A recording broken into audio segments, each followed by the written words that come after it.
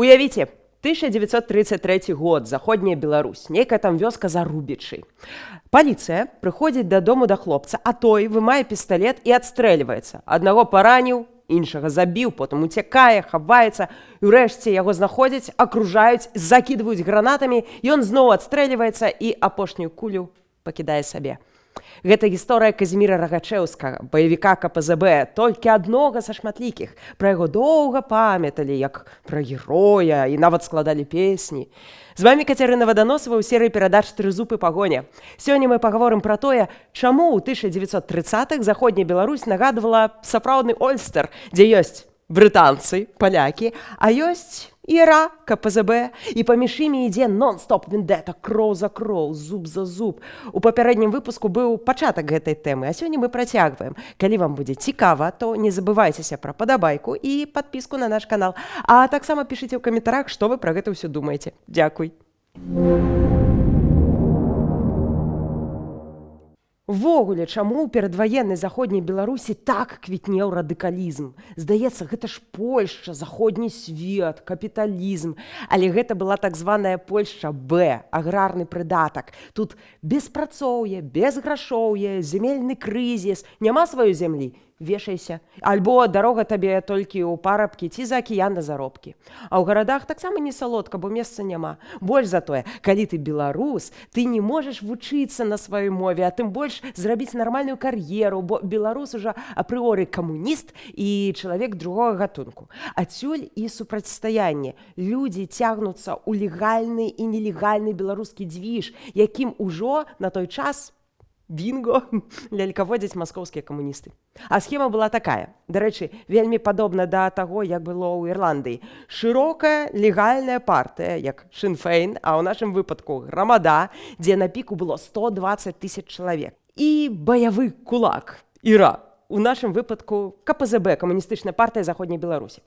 У канцы 20-х палякі разагналі Грамаду, а таксама пасадзілі беларусаў былых дэпутатаў Соймы, лідараў. Пад рэпрэсіі трапілі тысячы чалавек. І гэты расклад быў выгадны насамрэч усім. Польскім сілавікам, каб умацаваць свае пазіцыі, а саветам, каб яшчэ больш завастрыць гэтую сітуацыю. Пад марачку барацьбы з камунізмам, пад раздачу таксама трапілі беларускія школы, гімназіі, ТБШ, культурныя ініцыятывы. Ну і куды, у прынцыпе, ты пойдзеш, каб адпомсціць? Канешне, у КПЗБ.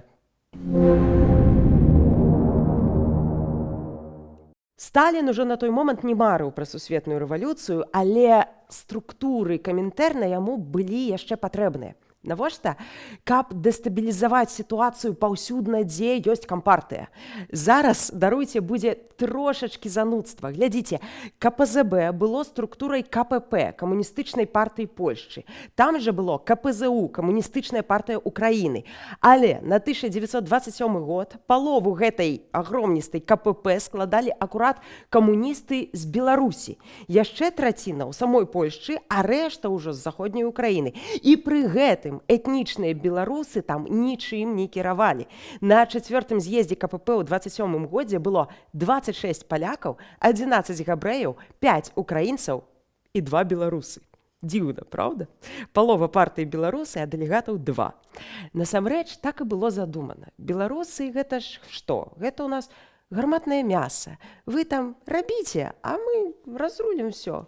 Калі паглядзець кіраўніцтва БССР 20-х, дык там таксама былі адныя палякі насамрэч. Ольскі, Багуцкі, Апанскі, Скульскі, Славінскі. Бо сам праект БССР быў патрэбны Маскве толькі як плацдарм для рыўка на Польшчу, не болей.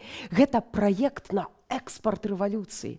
Але для таго, каб хістаць Польшчу, патрэбная была беларуская моладзь. І гэта не толькі улёткі, якія раскідываліся, але нават індывідуальны тэрор.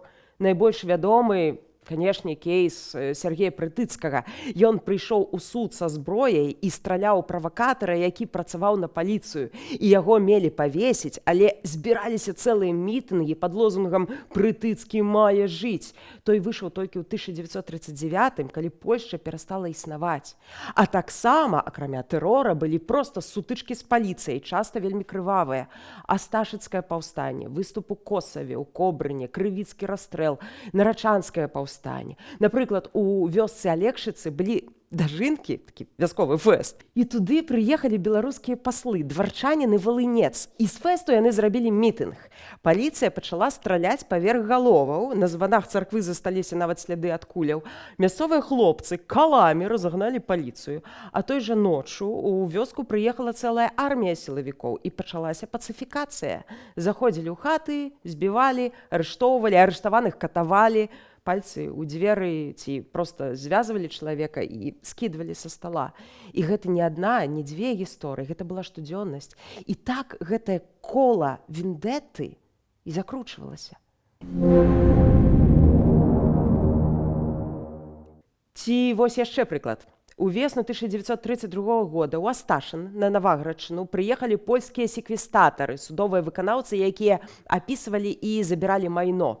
І гэта была сур'ёзная справа, бо чалавек тады заставаўся ні з чым. І была нават такая тэма. Актывісты казалі: купіце канфіскаванае майно, спалім хату. І вось секвестатарам далі трындзюлей. Прыехала паліцыя, і ёй таксама далі трындзюлей. І ўрэшце прыехала ўжо сотня паліцэйскіх, і пачалася зачыстка. За тымі, хто сышоў у лес, палявалі як за дыверсантамі. Апошнім быў Іван Бахар, які хаваўся па бліндажах яшчэ Першай сусветнай. Ён адстрэльваўся, але яго арыштавалі. А на эшафот яго неслі на вінтоўках, бо ў хлопца былі прастрэленыя ногі.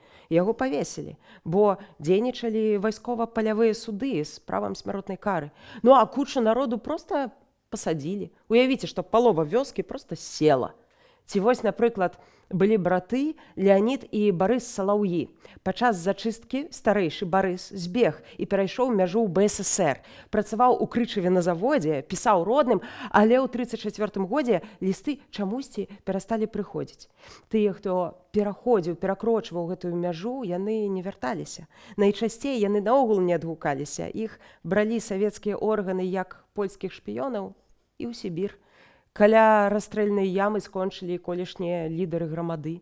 Самая неверагодная, канешне, гісторыя ў Браніслава Тарашкевіча, бо ён сядзеў у польскай турме, але палякі яго памянялі з саветамі на драматурга Аляхновіча, які сядзеў у гулагу. Аляхновіч падчас таго абмену на мяжы паспеў сказаць толькі: «Бронюсь, куды ты ідзеш?»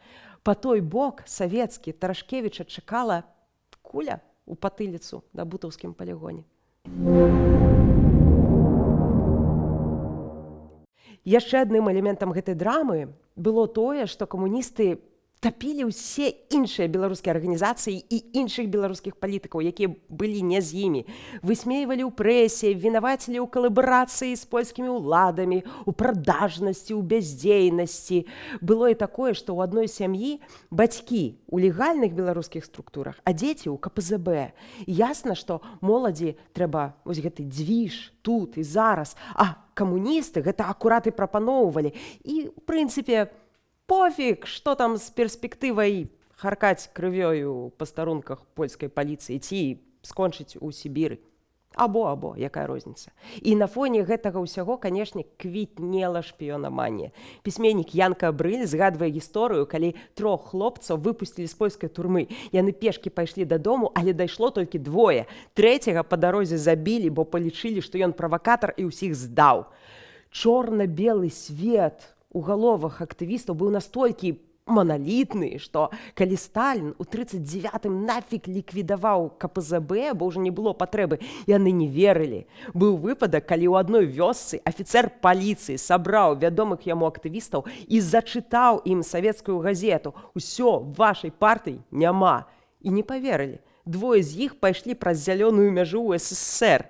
Іхнае шчасце, што савецкі афіцэр-памежнік выслухаў і развярнуў іх назад, бо меўся арыштаваць. Маўляў, валіце, адкуль прыйшлі. І тыя вярнуліся, і толькі таму выжылі, і мы, уласна, ведаем гэтую гісторыю. Пасля 1939 году, калі сюды зайшла чырвоная армія, ніхто з лідараў ці актывістаў КПЗБ не атрымаў ніякіх топавых пасадаў. Сем'і некаторых актывістаў наогул былі раскулачаныя, і іхны свет проста абрынуўся. Так Масква ў чарговы, апошні раз кінула КПЗБоўцаў, бо яны ўжо былі непатрэбныя. Адпрацаваны матэрыял. Выключэнне акурат Сяргей Прытыцкі, які зрабіў неблагую кар'еру, а так бадай што і ўсё. ніякага гераічнага міфу вакол КПЗБ ніхто не ствараў, бо галоўным міфам у паваенны час стала Беларусь партызанская. Ды і навошта? Польшча была ўжо сваёй, сацыялістычнай. У 60-х выдавалі нейкія кніжкі пра барацьбу народных масаў заходняй Беларусі, але там акурат што масы, рэальныя жывыя гісторыі засталіся за кадрам. Дык пра што ўвогуле гэтая гісторыя ці нават драма? Тут ёсць усё: гераізм, ахвярнасць, падман, наіўнасць. Палякі ў той час, безумоўна, не былі анёламі, самі правакавалі шмат праблемаў на так званых крэсах. І супраціў быў лагічным працягам такой палітыкі. Але Масква, яна тупа выкарыстала гэты супраціў і саміх беларусаў, канешне. Гісторыя грамады і КПЗБ – гэта пра яшчэ адну галіну беларускага вызвольнага руху, але галіну цалкам тупіковую, бо інакш усё скончыцца і не магло. Дамова з Масквой – гэта дамова з д'яблам, неяк так. А што вы думаеце на гэты конт і пра гэтую гісторыю? КПЗБоўцы – героі, бандыты, наіўныя дзеці са зброяй? Пішыце ў каментарах, і мы пачытаем. А на сёння развітваемся. Будзьма разам з сапраўднай гісторыяй. Будзьма разам з Украінай.